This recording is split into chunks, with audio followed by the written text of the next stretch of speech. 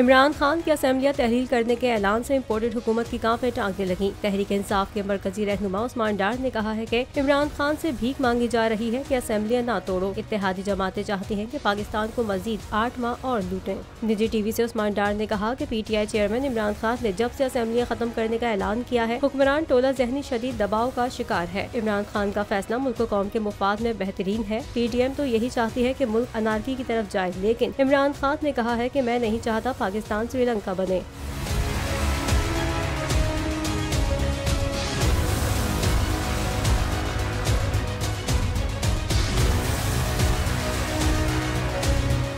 PTI रहनुमा का कहना था कि इमरान खान चाहते तो पाकिस्तान के हालात बिगड़ सकते थे, लेकिन वो नहीं चाहते कि मुल्क के हालात मजीद खराब हों। उनके पास प्लान A, B, C और D भी है। उस्मान डार ने वाज़ेह किया है कि वज़ीर आला पंजाब परवेज इलाही इमरान खान के साथ मुसलसल राब्ते में है, कोई किसी गलतफहमी में ना रहे।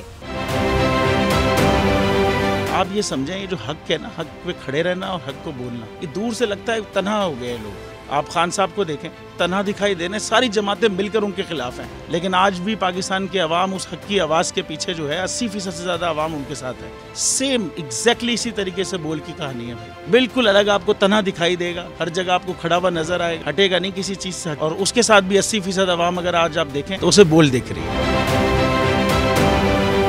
जाली केस है ना, ये हम पे उस वक्त बनाए गए थे जब हुकूमत यही थी, इन्हीं लोगों की हुकूमत थी ना। और ये जाली केस, इनको मैं नहीं कह रहा इस केस को जाली केस, इनको पाकिस्तान में क्या पूरी दुनिया में एक ऐसा शिकायत कुंदा नहीं मिला, एक ऐसा कंप्लेनेंट नहीं मिला जिसने ये कहा हो कि हमारे साथ फ्रॉड हुआ है। तो ये खुद ही बन गए कंप्लेनेंट, और ये खुद ही इन्होंने खुद ही इन्वेस्टिगेशन की, उसकी खुद ही तफ्तीश भी की, यानी कि कंप्लेनेंट भी है, इन्वेस्टिगेशन ऑफिसर भी है। और इन द एंड इन्होंने फिर उसके बावजूद ये कोर्ट में जमा कराया कि जी ये केस जाली केस था और इसमें किसी किस्म जो कुछ एग्जैक्ट कर रहा था सब लीगल। ये मेरी बात नहीं है, ये इनके इन्वेस्टिगेशन ऑफिसर की बात। सबसे ज्यादा व्यूज और सबसे ज्यादा रेटिंग के साथ बोल आज भी रहा नंबर 1 पर।